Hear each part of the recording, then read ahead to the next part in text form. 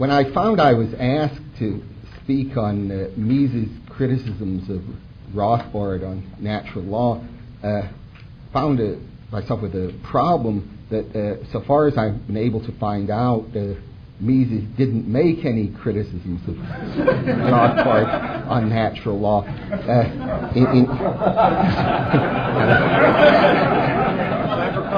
Yes, but in fact, the situation was much rather the reverse, that Rothbard had criticisms of Mises' position. But I think if we look at the two great economists together, we can find kind of interesting exchanges or dialectic between the positions the two adopted. The criticisms that Murray Rothbard advanced of Mises on ethics were, as far as I know, first presented in 1960.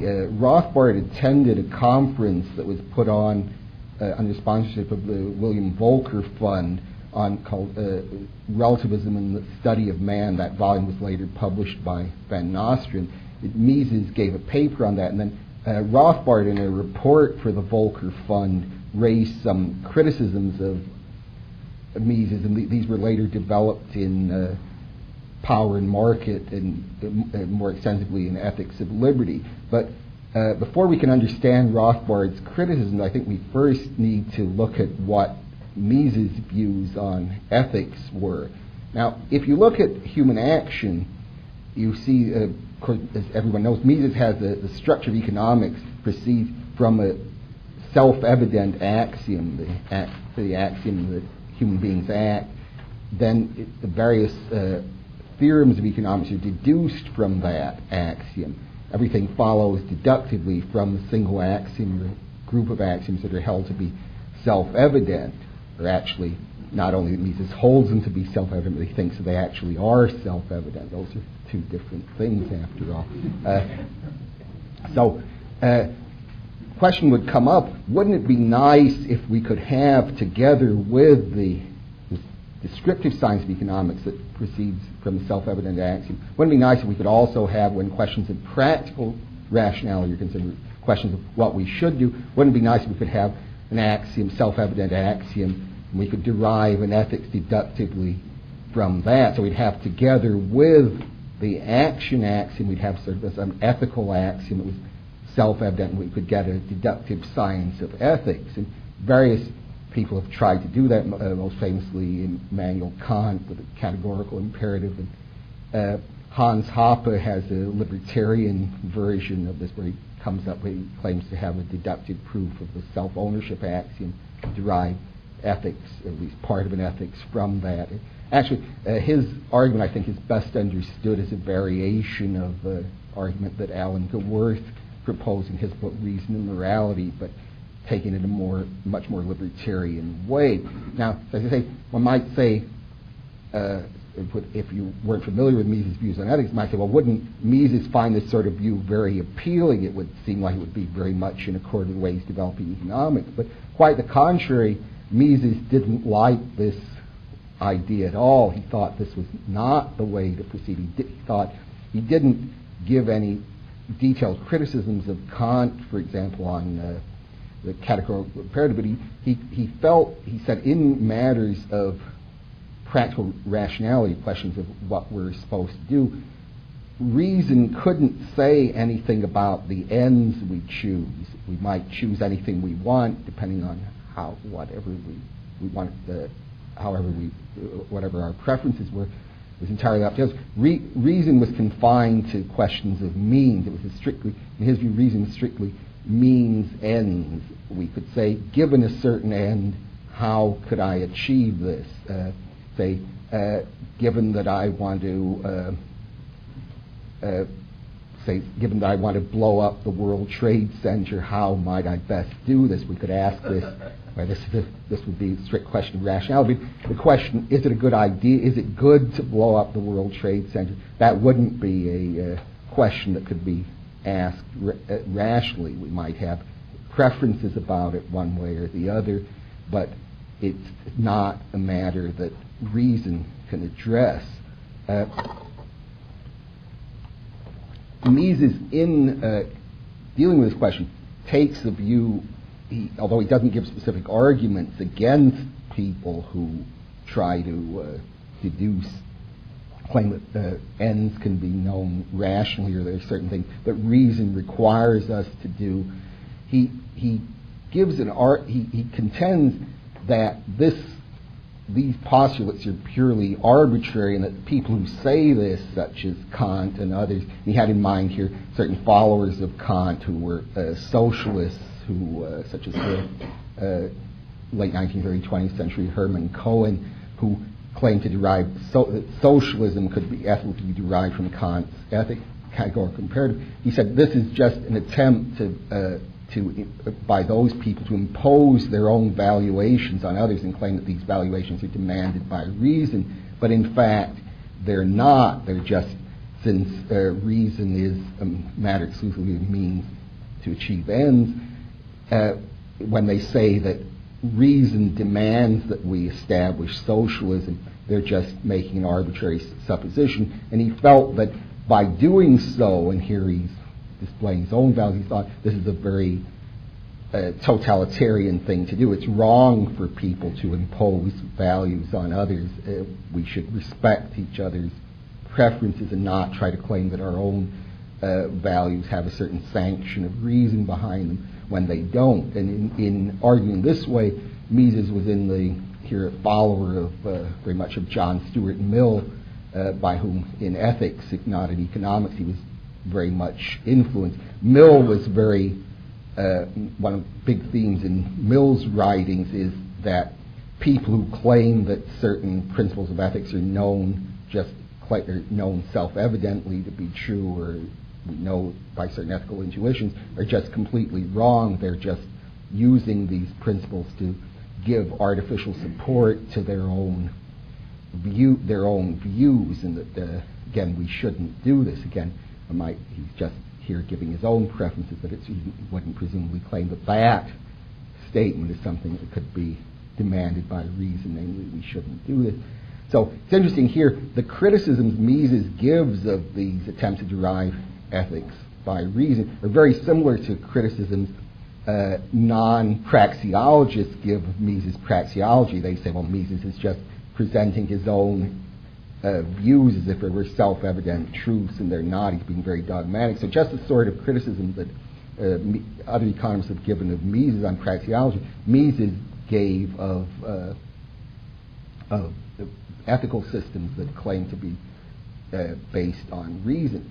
So this seems, if one takes this view, then does this mean we have to give up any kind of ethics at all? Or is it just are we just left with arbitrary subjective judgment? Well, one possible escape is to say that not ethics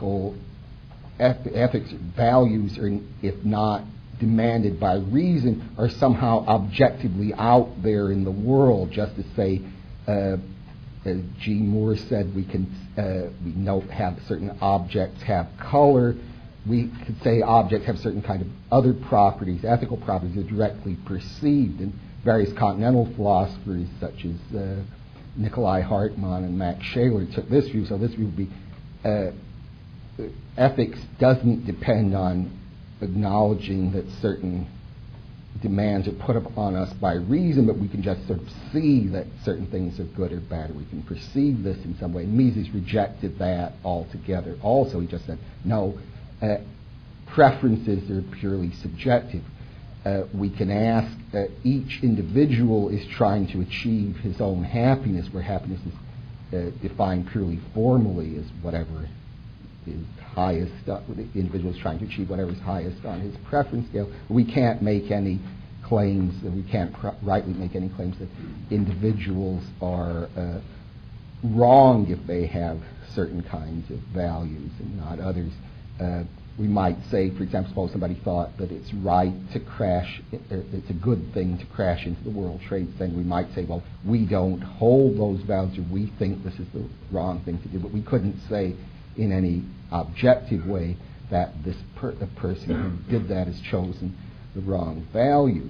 Now, given Mises has, in effect, then seems to have painted himself into a corner in that he said that ethics is purely subjective, so does that mean he can't say anything? But he himself is, as everyone knows, a very firm advocate of free enterprise capitalism. So is he reduced to saying then this is just his personal preference and you either accept what he says or not, but you have no objective basis for doing so because, after all preferences are subjective. And Mises has an extremely ingenious way of getting around this problem. He says, well, remember, he says, we can say how can, it is a question for reason, how can, given that we have certain ends, how can we achieve these ends rationally? What is the best way to achieve them? So he said, practically everyone is interested in material prosperity. There are very few people who want to be poor or starving or homeless. So given that nearly everybody has this end of wanting to achieve material prosperity, we can ask, how can we do this?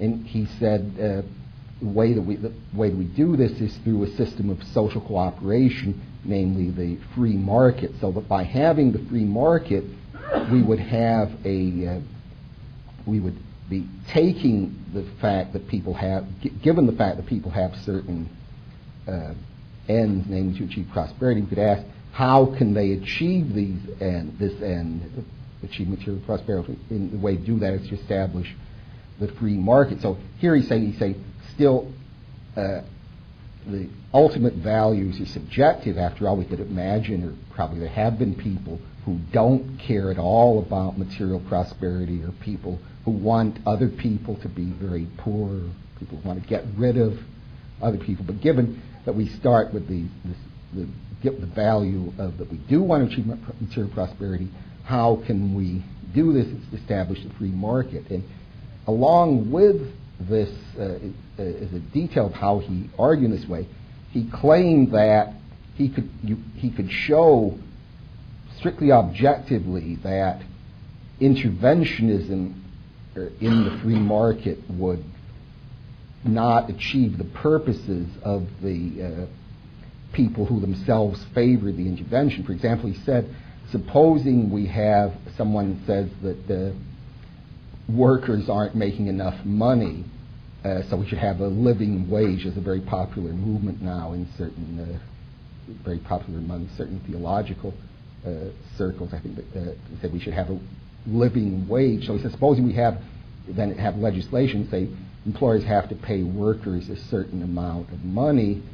If this is above the market, then the result will be unemployment of workers who aren't generating that enough marginal product for that new wage. So he says, well, obviously this is not what the proponents of the measure said they wanted. So without making any controversial value judgment, we can say that minimum wage and similar types of intervention are to be rejected. Similarly, he said, supposing somebody says we want to have a socialist system, equality is an extremely important value, and someone says, I don't care if this means some kind of loss in economic prosperity, I favor equality. So, and then he said to Mises, well, you can't say that this is wrong because after all you say value judgments are subjective and I happen to favor equality. So if you don't like this, it's just you're opposing your judgment to mine. So Mises said, no, this isn't right, that in fact a socialist system would totally collapse into chaos. So this isn't a rational choice at all that we would have. It isn't a matter just of balancing one value, equality, against others, such as slightly higher material prosperity. It's a question of not having a viable economic system at all. So Mises then said, well, then socialism and interventionism aren't choices that we really have to, aren't really rational for us to consider. So what Mises has done then is, starting from the seemingly very difficult standpoint to get any ethical system, namely complete ethical subjectivism, he comes up with what is in effect a very objective ethics, at least in questions of political ethics says we have to have a free market system. And at one point in Human Action, he goes even further. He seems to suggest that it's not simply that all or almost all human beings choose to value material prosperity. He thinks this is something given with that it's part of the way human beings are constituted, that human beings want to achieve material prosperity, so that it's not just people happen to choose this. In fact, we could say it's part of human nature that they do this. So in Kant's terms, we still have a hypothetical imperative. We say if you want to achieve material prosperity, you should do this. It's not saying you ought absolutely to do this, namely establish a free market. It's still hypothetical imperative rather than categorical. It's a special kind of hypothetical imperative that everyone, in fact, will accept the antecedent clause if you want to achieve material prosperity. So it's what Kant called an assertoric imperative. It's one where you can kind of drop out the conditional. So it's sort of, given the way human beings are, this is what we should do. So Mises actually comes pretty close, at least in this passage, to having saying that establishment of capitalism is ethically mandated, the continuation of capitalism is ethically mandated. Now, Rothbard thought there were some problems with this analysis. He said, first of all, what happens if an interventionist says, well, all right, these measures will have certain effects that you say we don't want, but what if the interventionist says, well, I'm willing to put up with these consequences, or that in fact he has other ends that he wants to achieve, such as power for himself. He might say, all right, given that interventions in the economy will have certain bad consequences, but it'll put my friends and myself into power, and this outweighs these bad consequences that you point out, then how would Mises combat that? Would he just have to say, he wouldn't be able to say from the point of view of those who favor the intervention, these measures are no good, because the person could just say, I don't have that goal. Now, supposing Mises then said, oh, but look, supposing people thought that way and just did that, then various other, all sorts of people would do the same thing. We could see that in the long run this would lead to disastrous consequences, because we would have various people trying to interfere with the free market to promote their own goals in some way. But when they all did this, these policies would get in the way of each other, and we would soon face a collapse in the economy, and everyone would find that they would find the results very bad. Well, according to Rothbard, Mises is making another assumption here, which is that the long-term consequences of our actions should outweigh the short-term consequences. And Rothbard says, what if people have very high time preference rates? What if somebody says, what I care about is what happens right now? Maybe this will have very bad, something I'm supporting will have very bad consequences later, but I don't really care about that. What I care about is what's to be done right now. Now, if Mises were to say, would Mises be able to say anything in answer to this other than he didn't share that evaluation? He thought that people should take account more of the long-term consequences. But if he does that, isn't he again just imposing his own, or suggesting that other people follow his subjective preferences? Is he able to do anything more than indicate his own views of things? Has he entirely gotten out of the apparent predicament that his ethical subjectivism seems to get him into? And remember, he tried to get out of this by saying we could come up with some sort of strong justification for the free market, even starting from ethical subjectivism. But Rothbard said maybe he can't do that, or at least not do that fully. Now, what would Mises say in reply to this? Mises, as far as I know, never addressed Rothbard's worries, but I think he might say something like this: well, maybe you're right in pointing out these problems, but this is the best we can do because, after all, ethical judgments just are subjective and might be nice or good if they weren't, but that's just the way things are. So this raised the question, which Rothbard was very concerned with in his natural law: why are ethical judgments, in fact, subjective in the way Mises was saying? Now, the view that they are seems to be based on something like this. We say we have a description. We can get a description of any event or situation, and then we're given this description. We have a choice to make. What are we going to do about it? How do we like this? For example, suppose we say that smoking causes lung cancer. Well, supposing someone is thinking, should he smoke? He could say, given that situation, that smoking causes lung cancer, how do I feel about this? It would be very unusual if somebody said that he liked lung cancer, but at least it's conceivable somebody might. I remember there was a joke years ago. They warned me not to tell jokes, but I will anyway. There was when the information started circulating in I think around the 1950s or 60s that smoking was causing all sorts of diseases. Somebody suggested that the tobacco company should counter this with the slogan, "Cancer is good for you." But you see, so although Mises' point there, you see, would be, even this is extremely unusual, don't we still have the fact we could make this kind of choice? Most people wouldn't, but still we have a situation of choice. Given any description we can make, we have to evaluate it in some way, and this is really up to us to do. Now, the natural law position that Rothbard adopts doesn't deny that, given a description of things, we can have some sort of choice about it, but it does deny that that's what's involved in saying that something is good or bad.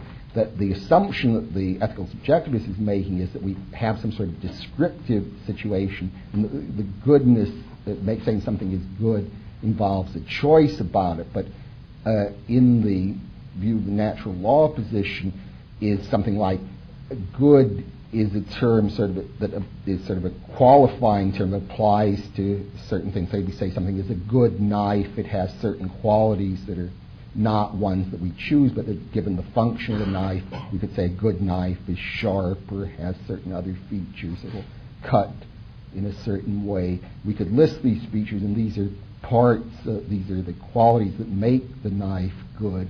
So we could say that the goodness of the knife doesn't depend on our making some kind of choice about a certain description. It's just an objective property of whatever's in question. And this would apply. We could say, well, for human beings, what's good is what would promote the flourishing of human beings. And we could then try to come up with what we think human nature requires for flourishing. And people might have all sorts of choices or attitudes about this, but this wouldn't in itself determine whether good was properly applied, given that human nature is a certain way, just certain things are good regardless of how particular people might feel about this. Now, Rothbard as he developed his natural law ethics, he placed particular stress, as everyone knows, on the self-ownership axiom that each person is the owner of his or her own body, and from that he went on to develop a system of property rights. That given that there's unowned land, people have a right to acquire property by mixing their labor with it, and this is really the basis of his ethical system. I think we could see, again, in this dialectic I've tried to construct between Mises and Rothbard, Mises had, principally in his book Socialist, had a criticism of this kind of natural law ethics, specifically of the right to appropriate property. And I think I'll conclude by just giving what this criticism is and how Rothbard attempted to answer it. Remember, now, Mises, of course, in general was very opposed, didn't like the notion of natural rights. He quotes with apparent approval Jeremy Bentham, the great English legal philosopher, who said natural rights is nonsense and natural and prescriptible rights, which is a phrase found in the French Declaration of Rights, he says is nonsense on stilts. So Mises didn't like natural rights at all, but he said supposing somebody tried to accept the system, and he would say people could acquire property if they mix their labor with unowned property. Well, Mises said, suppose we say this has no relevance to the actual world at all, because if you take any actual property, you try to trace it back in time to see if you could come up with original owner, you'd be either unable to do so, or you'd come into certain acts of violence by which certain people were dispossessed of their property. You could never really establish who the original owner was of any property.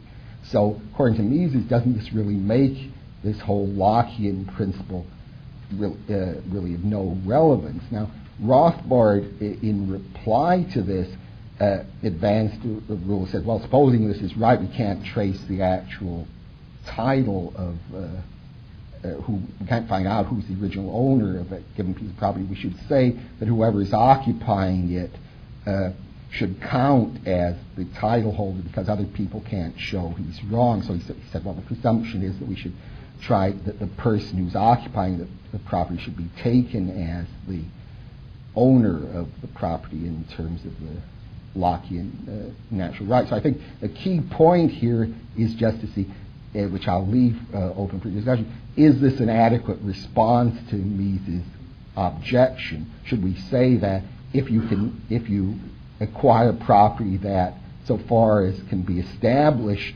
doesn't have any, no one has clear title to, does this give you as strong, or as nearly as strong claim on a natural rights basis, saying you could acquire the property if no one had clear title to it, sort of. So I think this seems to be an extremely important issue, and I hope other people will address in future work, but I certainly won't do so. All right, well, thanks very much. I think I'll stop now.